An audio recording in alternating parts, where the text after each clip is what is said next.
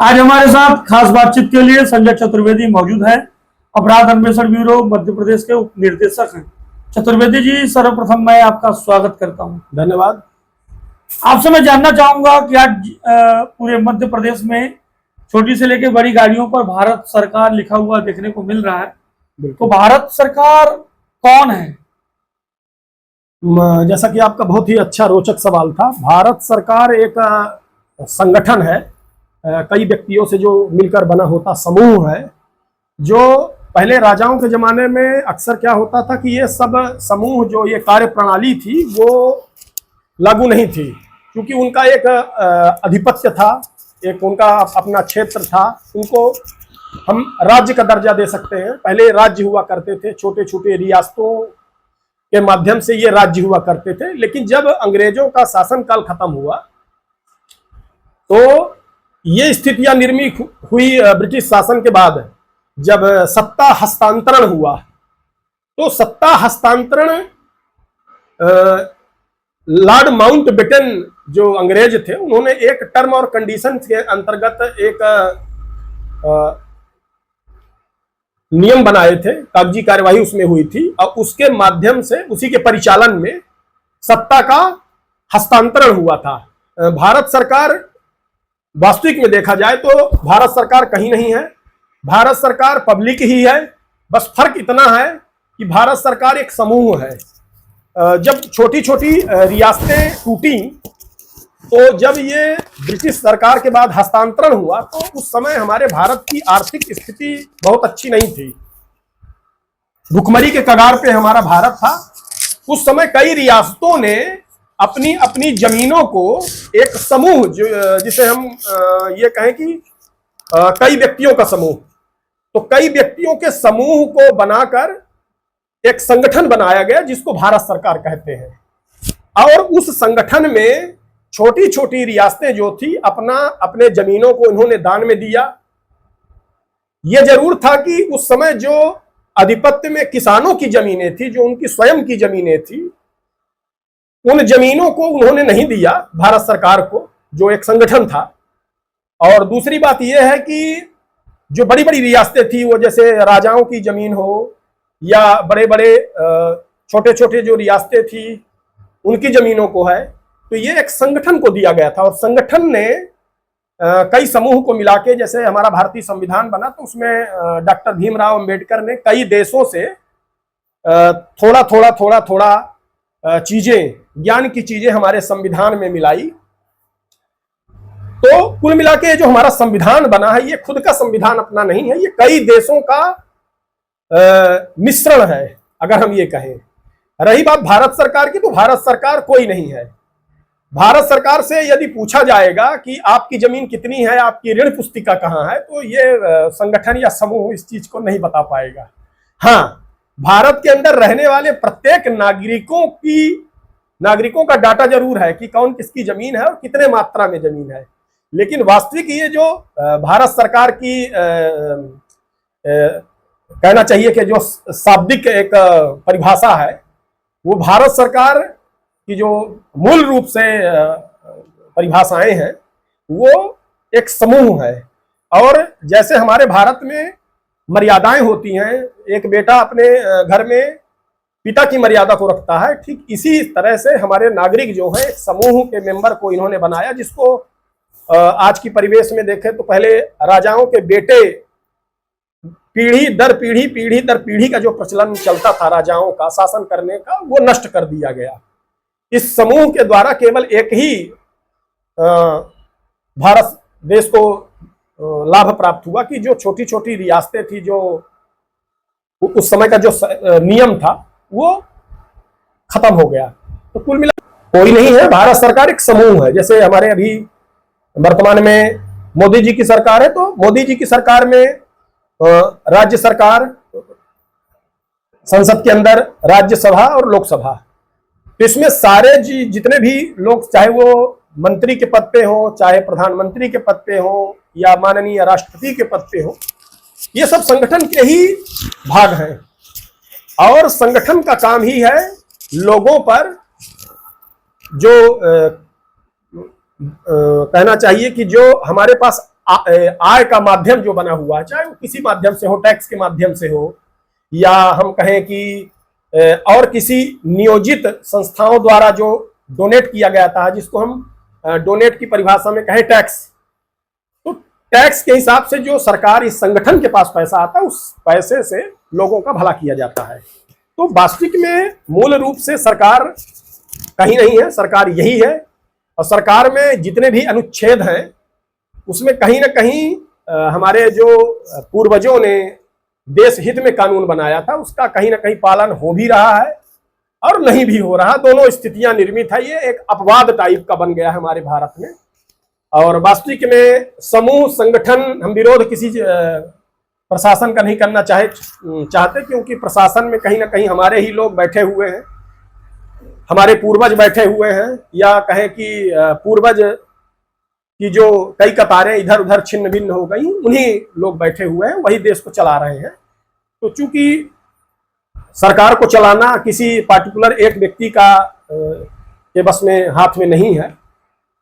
गांव में जैसे ग्राम सभा होती है तो सरपंच और पंच के संयोजन से, या हम कहें कि उनके सहयोग से ग्राम के अंदर जो भी विकास के कार्य होते हैं उनका निर्माण किया जाता है। तो ये संगठन है कुल मिला के एक प्रकार का। अजय जी, 1861 धारा 1861, जी जी, इसके बारे में जानना चाहूंगा आप। पुलिस रेगुलेशन एक्ट 1861 के बारे में कहूंगा तो अनुसूची, भारतीय संविधान की जो राज्य की अनुसूची है 312, उसकी 7वीं अनुसूची में पुलिस व्यवस्था के बारे में जिक्र किया गया है।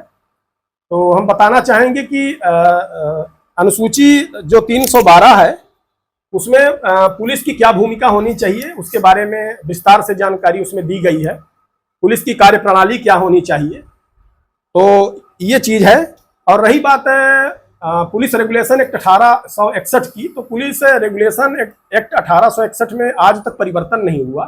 केवल यही एक ऐसा एक्ट हमारे भारत में है जो ब्रिटिश के जमाने का है, इसमें आज तक परिवर्तन नहीं किया गया। न्यायपालिका जो हमारी है, सुप्रीम कोर्ट ने बहुत पहले उस चीज से संबंधित हमारे पास कोई दस्तावेज तो नहीं मौजूद है, लेकिन न्यायपालिका ने कहा था कि आधुनिकीकरण को देखते हुए पुलिस रेगुलेशन एक्ट में बदलाव होना जरूरी है। क्योंकि पुलिस रेगुलेशन एक्ट जो बनाया गया था वो 1857 के विद्रोह को नष्ट करने के लिए अंग्रेजों ने बनाया था। अंग्रेज भली भांति जानते थे कि मर्यादाओं का और भावनाओं की कद्र करने वाला जो भारतीय है वो बहुत ही निपुण है इस मामले में। संस्कार से सुसज्जित है हमारा भारत। जितने भी हमारे भारत के नागरिक हैं वो सब कहीं ना कहीं मर्यादाओं से बंधे हुए, इसलिए उन्होंने अंग्रेजों की इस कानून को मान्यता दी। लेकिन बात यह हुई कि अंग्रेजों का ये जो कानून है ये इतना कहना नहीं चाहिए कि बदलाव इसमें होना चाहिए, क्योंकि 1861 में जब ये कानून बना था ये लॉर्ड कॉर्नवालिस की देन है और लॉर्ड मैकाले ने इसकी ड्राफ्टिंग की थी। आईपीसी, सीआरपीसी और पुलिस रेगुलेशन एक्ट की ड्राफ्टिंग की थी। तो भारतीय संविधान के अंदर 1861 के विषय में बहुत विस्तार से कोई चीजें नहीं हैं और ना ही अंकित की गई हैं 312 7वीं अनुसूची में। और जो भर्ती से संबंधित रूल हैं उनके बारे में जिक्र किया गया है। आईपीएस की कार्यप्रणाली क्या होनी चाहिए, अपराध को, तो ये सारी भूमिकाओं के बारे में भारतीय संविधान के अंदर जिक्र किए गए हैं राज्य अनुसूची के। लेकिन अजय जी, आपको बताना चाहूंगा कि जो बल प्रयोग पुलिस करती है, जिसको हम कहेंगे कोई स्थितियां निर्मित होती हैं, बिल्कुल उसी पर मैं आ रहा था। जी जी, पर आपने जवाब भी देने लगा। जिस प्रकार से छोटे छोटे मामलों में जो है पुलिस जो है लाठीचार्ज कर देती है, विवाद को बढ़ा देती है, जबकि विवाद वहां पे काबू किया जा सकता था, लेकिन ऐसा नहीं किया जाता। प्रशासन के द्वारा लाठीचार्ज किया जाता किसी के कहने पे, किसी के संरक्षण में। तो इस पर आपका प्रतिक्रिया चाहूंगा। दरअसल बात यह है कि अनुच्छेद 33 में संसद को सशस्त्र बलों, सार्वजनिक व्यवस्था बनाए रखने के लिए जिम्मेदार और खुफिया एजेंसी जो है के सदस्यों को मौलिक अधिकार के माध्यम से प्रतिबंधित किया गया है। तो कहीं ना कहीं जो बल प्रयोग की बात आपने जैसे पूछी, तो बल प्रयोग अंग्रेजों के जमाने से होता चला आया और आज भी हो रहा है। समस्या इस बात की है कि कहीं ना कहीं अगर हमसे कोई पूछे, हमारे मानसिक अंतरात्मा से कोई पूछे कि भारत में रियल में सरकार कौन है, तो हम तो पुलिस को ही सरकार मानते हैं, क्योंकि पुलिस के पास इतने क्षेत्राधिकार हैं कि उतने क्षेत्राधिकार संसद के पास नहीं है, ना राष्ट्रपति के पास है। उदाहरण में हम कहना चाहेंगे कि क्षेत्रीय कलेक्टर जो जिले में होता है, या सांसद हो, किसी पार्टी का नेता हो, अगर मां बहन की भद्दी भद्दी अगर गालियां पुलिस को दे दी जाए तो उसके खिलाफ अपराध कायम हो जाएगा।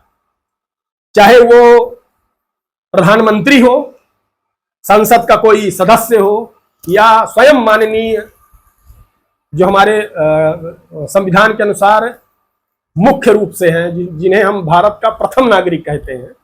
तो पुलिस के जो क्षेत्राधिकार है बहुत ज्यादा हैं, और बल प्रयोग पुलिस का इसलिए इतना तानाशाही वाला है क्योंकि 1861 को बदलने का प्रयास है। जो हमारी सत्ताएं हैं जो अभी है वर्तमान में, चाहे वो भारतीय जनता पार्टी की सत्ता हो या कांग्रेस की सत्ता हो, ये जानबूझकर 1861 के पुराने कानून को इसलिए नहीं बदलना चाहती क्योंकि ये अपने अपने कार्यकाल में इसका पूरा पूरा फायदा लेती है। क्यों इसलिए फायदा लेती हैं? क्योंकि जानती हैं कि अभी ये भाजपा सरकार की अधीनस्थ है, तो ये चूंकि पुलिस रेगुलेशन एक्ट जो है वो कुर्सी की मोहताज होती है, जिसकी सरकार उसके ये गुलाम। तो पुलिस अंग्रेजों की पहले गुलाम हुआ करती थी, पुलिस के द्वारा ही बनाई गई थी। अब हमारे भारत सरकार की गुलाम भी कह सकते हैं, और ये कहिए कि इनके बॉस भी हैं। क्यों? क्योंकि इनके अंदर इतने क्षेत्राधिकार हैं, ये किसी को भी बंद कर सकते हैं। ये किसी सिंगरौली में एक निरीक्षक हुआ करते हैं, मैं नाम नहीं कहना चाहूंगा, सामान्य परिचर्चाओं के दौरान उन्होंने ये कुछ बातें मैंने उनसे पूछी थी। उन्होंने बताया था कि पुलिस के जो मौलिक अधिकार है बहुत ही ज्यादा हैं, और इतने मौलिक अधिकार ज्यादा हैं कि पुलिस अपने अगर वास्तविक रूप में आ जाए तो वो पाकिस्तान जैसी स्थिति को निर्मित कर सकती है, मैंने तख्ता पलट कर सकती है। क्यों? क्योंकि पुलिस आपने देखा होगा कि कई जगह फौजी जो हमारे देश के लिए रक्षा करते हैं उनके साथ अभद्रता करती है, तो पुलिस को कहीं ना कहीं बहुत सारे क्षेत्राधिकार है। पुलिस किसी को पकड़ सकती है, किसी को बंद कर सकती है बिना पूछताछ के। तो पुलिस के जो अधिकार क्षेत्र हैं बहुत ज्यादा हैं, और भारतीय संविधान के अंदर पुलिस बल प्रयोग का जो चैप्टर है वो कहीं नहीं है। कहीं भी देख सकते हैं पुलिस के अंदर जो 1861 का कानून है उसमें कहीं भी ये चैप्टर ही नहीं है। खाली पुलिस की व्यवस्थाएं, भर्ती नियम हो गए, वेतन अधिनियम हो गए, बहुत सारे ऐसे नियम हैं जो अनुच्छेद के अंदर हैं, लेकिन बल प्रयोग का जो कहना चाहिए कि शब्द है वो नहीं है। क्योंकि पुलिस रेगुलेशन एक्ट 1861 की ये जो कार्य प्रणाली बनी है अनुच्छेद संविधान में 312 हो, 247 हो, बहुत सारी धाराएं हैं। तो मुझे इतना सारा अनुच्छेद के बारे में ज्ञान नहीं है क्योंकि हमने इतना बारीकी से कभी अध्ययन करने की कोशिश नहीं की। तो पुलिस की जो भूमिका है, आईपीएस हो, आईएएस हो, इनके संबंध में जिक्र जरूर किया गया है अजय जी। लेकिन अगर हम ये कहें कि 1861 को अगर बदल दिया जाए तो हो सकता है कि हमारे भारत में जो ये विद्रोह पुलिस के खिलाफ होता है, ये जो अपवाद बना हुआ है, अभी बनारस में 2-4 दिन पहले एक वकील के विरुद्ध मुकदमा कायम किया गया और फिर उसमें उठापटक ये हुई कि पुलिस ने कचहरी के अंदर उनसे गाली गलौज की, मारपीट की। तो ये एक अपवाद है, पुलिस विभाग जो है एक अपवाद है। और अजय जी, पुलिस विभाग में वास्तविक तरीके से हम तो आपके चैनल के माध्यम से कहेंगे कि संविधान के अंदर जो ये बल प्रयोग किया जाता है इसको भी अनुच्छेद के अंतर्गत लाना चाहिए। ये चूंकि प्रावधान होना चाहिए। हम एक बहुत छोटे आदमी हैं और हम अपनी बातों को संसद तक नहीं पहुंचा सकते, केवल एक जरिया है टेलीकास्ट, ये मीडिया। तो ये सब बातें हैं। और पुलिस विभाग में आपको बताना चाहूंगा, हमने भी कुछ वर्ष आंशिक रूप से अपनी सेवाएं दी हैं, तो हम उसकी गोपनीयता को भी भंग नहीं करेंगे, क्योंकि कहीं ना कहीं इंसान कहता है कि हम मर्यादा में हैं, हमने उसका नमक खाया है, तो नमक हलाली करना उचित नहीं होता है। आप देखते होंगे कि भारत सरकार के अंतर्गत सभी लोगों को 12 महीने की सैलरी मिलती है, लेकिन पुलिस विभाग को 13 महीने की सैलरी मिलती है, 2 महीने हाफ। ऐसा क्यों? ऐसा इसलिए है कि पुलिस विभाग ने ये अंग्रेजों के जमाने से ये सिस्टम बना रखा कि हम 13 महीने की सैलरी इसलिए लेंगे क्योंकि हम 24 घंटे काम करते हैं। तो 24 घंटे हमको नहीं लगता है कि ये 24 घंटे काम करते, क्योंकि इस बीच में ये खाना भी खाते हैं, सोते भी हैं, विवेचना में भी जाते हैं। और इस 13 महीने की वेतन के अनुरूप अगर देखा जाए तो मेरे हिसाब से इनको 12 महीने की ही सैलरी मिलना चाहिए। ये प्रावधान के बाहर है, नियम के बाहर है। 24 घंटे कोई भी नौकरी नहीं कर सकता। 24 घंटे जो भी व्यक्ति अजय जी नौकरी करेगा तो उसकी हालत गंभीर हो जाएगा, वो मरणासन स्थिति में हो जाएगा, चाहे वो हम हो चाहे दीगर नागरिक हो, कोई भी हो। 24 घंटे की नौकरी कोई भी नहीं कर सकता। और इस चीज की पुष्टि पुलिस कभी भी नहीं कर सकती कि हम 24 घंटे नौकरी करते, क्योंकि 24 घंटे वाला आप भी जानते हैं कि 24 घंटे की नौकरी करने वाला आदमी 2 दिन अगर 24 घंटे नौकरी कर ले तो तीसरे दिन उसकी अर्थी उठना स्वाभाविक है। ये तो इसको दूसरी चीज क्या, 1861 में रोजनामचा एक ऐसा दस्तावेज होता है जो सबसे प्रगाढ़ है, उसको न्यायालय भी उसके कलम को नहीं काट सकती। तो रोजनामचा जो है, ये रोजनामचा के जो शब्दों में मुसलमानी शब्दों का जिक्र किया गया है। आपका कोई क्वेश्चन तो नहीं था, लेकिन इस चीज को मैं जाहिर करना चाहूंगा। पुलिस की जो भी सारी गतिविधियां होती है वो रोजनामचे पे अंकित होती है। कोई चेकिंग करने जाता है तो उसकी रोजनामचे में होती है। कहीं कोई व्यक्ति गुम इंसान की कार्यवाही के लिए जाता है, उसमें उसकी रवानगी पड़ती है, उसमें लिखा जाता है, मुंशी जो होता है, बजे की सूचना मुझ प्रधान आरक्षक फला फला से है कि वास्ते जांच विवेचना और अपराध विवेचना और अन्य विवेचना हुए तो फला फला गांव की ओर रवाना हुआ, रवानगी लेख की गई। ये इस प्रकार से शब्दों का उपयोग उसमें टीआई के द्वारा भी किया जाता है। अलग अलग तरह की स्थितियां होती हैं, रोजनामचे में रिपोर्ट पड़ती है। तो पुलिस की बहुत सारी चीजें हमें मालूम है, क्योंकि हम उस विभाग में आंशिक रूप से अपना भरपूर करीब मान के चलिए, तो पूरा हम समय तो क्या बताएं, लेकिन फिर भी 13-14 साल मान के चलिए। तो कहीं ना कहीं इस विभाग की बहुत सारी जानकारियां हमें हैं और हम इस विभाग के हमेशा कद्रदार रहे हैं। लेकिन कहीं ना कहीं पुलिस विभाग के जो रवैये हैं वो थोड़ा सा कहना नहीं चाहिए, थोड़ा सा बहुत गलत है। और जैसे आपने देखा होगा कि सिंगरौली जिले के अंतर्गत एक शासन 3 नंबर गेट है। मैं एक दिन उधर से वापस लौट आ रहा था तो वहाँ 112 भी खड़ी थी, जबकि 112 का नियम है कि अपने मेन पॉइंट पे इवेंट आने के बाद वो वहां से रवाना हो। तो कहीं ना कहीं चेकिंग में 112 को भी नियोजित किया जाता है और 17-18 पुलिस उसमें थी। तो डंडा से लेकर, अब मैंने उसकी वीडियो तो बनाई नहीं, लेकिन दुर्भाग्य की बात है कि डंडे से एक सिपाही इस तरफ थे कि सिपाही उस तरफ, डंडे से लोगों को गाड़ी रोक लिया जाता है, उनकी चाबियां निकाल ली जाएंगी। तो कहीं ना कहीं ये थोड़ा सा एक गतिविधियां बहुत गंदी हैं, कहना नहीं चाहिए। इसमें पुलिस को सुधार करने की आवश्यकता है।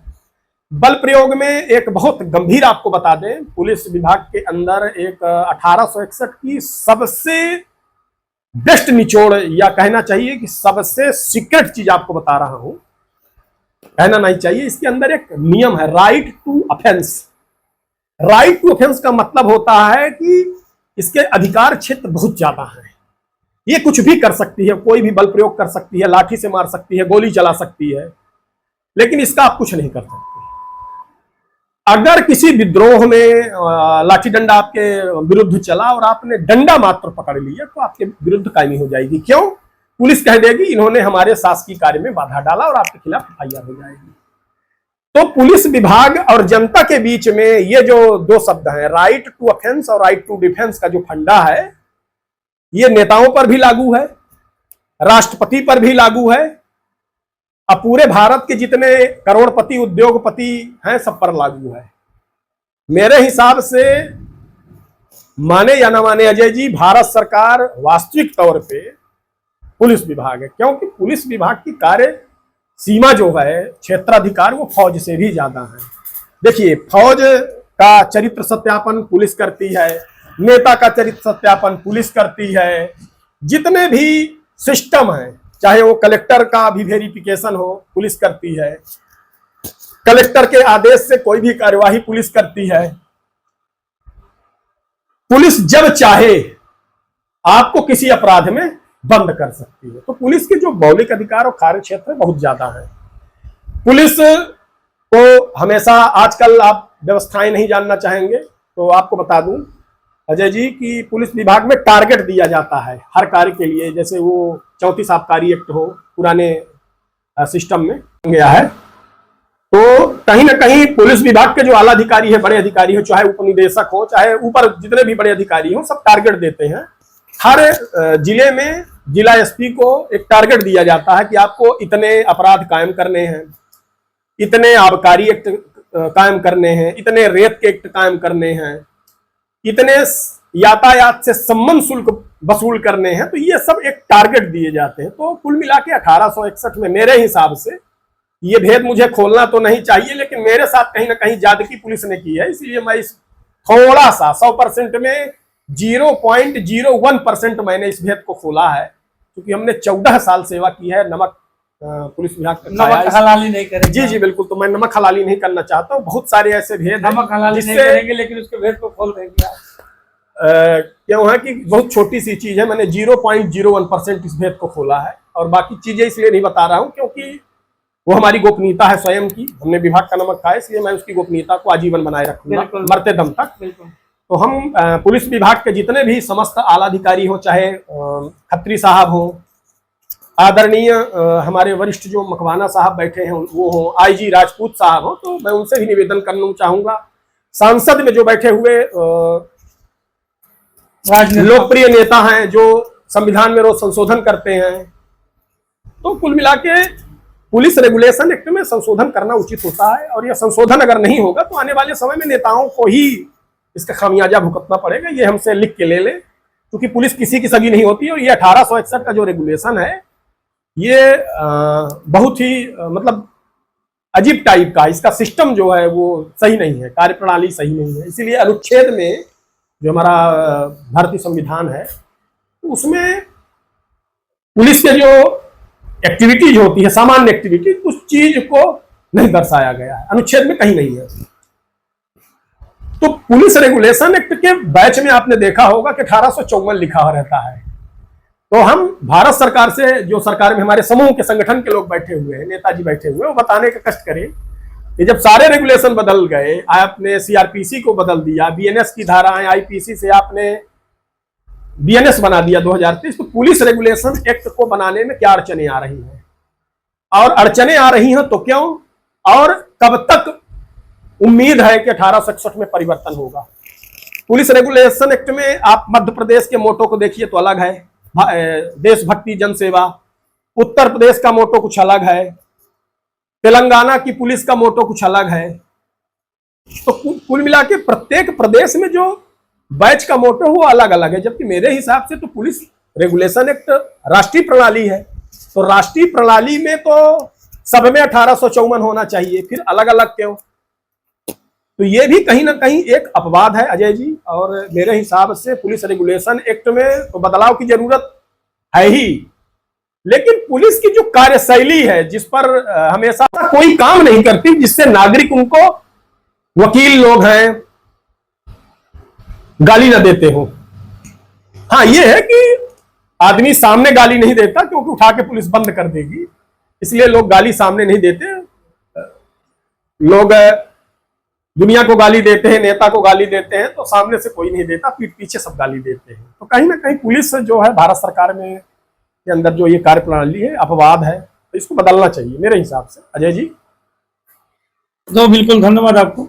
आपने सुना कि किस प्रकार से अपने पुलिस विभाग में रहते हुए भी इन्होंने नमक हलाली खासकर न करते हुए कुछ परसेंट जो है अब भेदों को जो है खोला, और इन्होंने बताया कि किस प्रकार से पुलिस रेगुलेशन एक्ट 1861 में क्या कुछ बदलाव होने चाहिए, किस प्रकार से जो है नियम यहाँ पर लागू है। और खासकर जो मैंने बताया आपको कि भारत सरकार आज छोटी से लेकर बड़ी गाड़ियों पर भारत सरकार जो है बड़े शब्दों में जो है लिखा हुआ दिखाई देता है। तो भारत सरकार आखिरकार कौन है, भारत सरकार लिखने का प्रावधान किसको है, क्यों है, किन परिस्थितियों में है, तो आपने जाना। और उम्मीद करेंगे कि आप जो है अपने प्रतिक्रिया जो है कमेंट के माध्यम से जरूर देंगे, और क्या कुछ बदलाव होने चाहिए, उन बदलाव में भी लाने का अपन प्रयास करेंगे। और अंत में जो है चतुर्वेदी जी आप सभी से कुछ कहना चाह रहे हैं, क्योंकि बार बार जो है हमको खोद रहे हैं कि नहीं हम कुछ कहना चाहते हैं, हमारे कुछ शब्द जो छूट गए हैं, तो आप प्लीज उन शब्दों को बोल दीजिए। अजय जी से एक और मुझे बात कहनी थी। आपके सिंगरौली जिले में हमने अपने स्तर से जो देखा तो PHDC एक कंपनी है जी जी, जो शायद बिंदनगर में कहीं अंदर साइड इनका ऑफिस खुला है। इनके सब गाड़ियों में भारत सरकार लिखा हुआ है। तो हम दिल्ली भी जाते हैं तो अक्सर वहां पे आदरणीय जो हमारे देश के कर्णधार हैं, जो वर्तमान में हमारे मोदी जी हैं, जो सरकार को चला रहे हैं, संगठन को चला रहे हैं, उनकी गाड़ियों में कहीं भारत सरकार नहीं लिखा है। वहां के जितने भी सांसद हैं उनकी गाड़ियों में कहीं भारत सरकार नहीं लिखा है। तो हम पूछना चाहेंगे कि पुलिस विभाग से, खास करके यातायात विभाग से पूछना चाहेंगे, जो यहाँ पर वर्तमान में, मैं उनका नाम तो नहीं जानना चाहूंगा अजय जी, थोड़ा सा बताने का। दीपेंद्र सिंह कुशवाहा जी से निवेदन कुशवाहा जी हैं, दीपेंद्र सिंह। तो वो अगर मेरी बातों को अनदेखा ना करते हुए अगर इस पे कार्यवाही करे। ये बहुत सारी गाड़ियों में मध्य प्रदेश शासन लिखा हुआ होता है, बहुत सारी गाड़ियों में भारत सरकार लिखा होता है, चाहे NTPC की गाड़ियां हो, NCL की गाड़ियां हो। उम्मीद करूंगा खबर देखने के बाद प्रशासन जागेगी। और सबसे बड़ी बात यह है कि बहुत सारी गाड़ियों में जो पुलिस विभाग के अधीन अनुबंधित नहीं है। आपके ही विभाग से मुझे एक RTI के तहत जानकारी मिली थी कि गैर अनुबंधित वाहनों में, जो हमारे पुलिस विभाग में अनुबंध में नहीं है, उनमें हूटर लगाने और लाइट बत्ती, जो लाल नीली बत्ती पद चिन्ह है पुलिस का, वो लगाने का अधिकार नहीं है। तो मेरे हिसाब से पुलिस विभाग में 600 से ऊपर गाड़ियों में, जो खास करके दान पुण्य में जो Baghaura company, Reliance company, NCL, NTPC ने जो दान में पुलिस विभाग को गाड़ियां दी हैं चढ़ने के लिए, जिनका पेट्रोल और डीजल कंपनियां भर रही हैं, उन गाड़ियों में भी हूटर लगा है और लाल नीली बत्तियां लगी हुई। तो क्या ये वैध है? यदि वैध है तो मुझे कोई आपत्ति नहीं है। यदि अवैध है तो इसके एवज में आपके द्वारा आशा है और उम्मीद है कि इस पे आप कुछ न कुछ कार्यवाही जरूर करेंगे, चालानी कार्यवाही करेंगे। IP कल्चर तो लगभग केंद्र सरकार द्वारा समाप्त कर दिया गया, लेकिन सिंगरौली में VIP कल्चर बहुत तेजी से चल रहा है। और चूंकि हम हमारी शाखाएं दूसरी हैं, हमारी कार्यशैली दूसरी है, इस पर हम बहुत ज्यादा कुछ कर नहीं सकते। लेकिन हम आपसे निवेदन करना चाहेंगे कुशवाहा जी से, चूंकि ट्रैफिक में है और ट्रैफिक के सारे नियमों को आप फॉलो करते हैं। और ये भी मैं निवेदन करूंगा कि पुलिस विभाग में भी बहुत लोग बिना हेलमेट के चलते हैं, उनके पास गाड़ियों का कागज नहीं रहता है, इंश्योरेंस नहीं रहता है। इस पर भी थोड़ा सा लगाम लगाने का कष्ट करें, क्योंकि कहीं ना कहीं आपका विभाग, ये मेरा भी विभाग हुआ करता था, इसलिए मुझे गिल्टी महसूस होती है, क्योंकि हमने इस विभाग का नमक खाया। और मैं बाहर निकलता हूं तो 4 लाख लोग मुझे घृणा की दृष्टि से देखकर यही बोलते हैं कि चतुर्वेदी जी आपका कैसा विभाग था कि ये अपने ही बनाए नियम पे नहीं चलता। तो मैं गुजारिश करना चाहूंगा, इस मीडिया जो अजय जी ने आज हमको बुलाया और मेरी बातों को आपके सामने रखने के लिए मुझे जागृत किया, तो मैं भारत सरकार से भी निवेदन करना चाहूंगा कि 1861 के रेगुलेशन को बदला जाए, पुलिस को स्वतंत्र रूप से कार्य करने की अनुमति प्रदान की जाए, किसी सत्ता की गुलाम करके न बनाया जाए, क्योंकि सत्ता की गुलाम बनने से कहीं ना कहीं विद्रोह की स्थिति निर्मित होती है। आज कई देशों, राज्यों में जो स्थितियां निर्मित हो रही है, हमने इस चीज का अवलोकन किया। तो कहीं ना कहीं एक, चाहे कोई भी सरकार हो, उस पर कहीं ना कहीं प्रश्नवाचक चिन्ह लगते हुए दिख रहा है। तो ये सारी जो स्थितियां हैं कहीं ना कहीं बहुत बड़े उग्र रूप में हो सकती हैं। ये मेरा एक निजी मामला है, निजी बात है, तो इस चीज़ को हम शेयर करना चाहेंगे। और सबसे बड़ी बात, पुलिस रेगुलेशन एक्ट जो बना था वो एक्चुअली बहुत पुराना हो चुका है, इसको बदलने लायक है।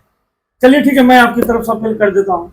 तो आदरणीय DGP साहब कैलाश मकवाना जी, ये चतुर्वेदी जी हैं, आपके पुलिस विभाग में रहे हुए हैं, पुलिस विभाग के एक हिस्सा थे।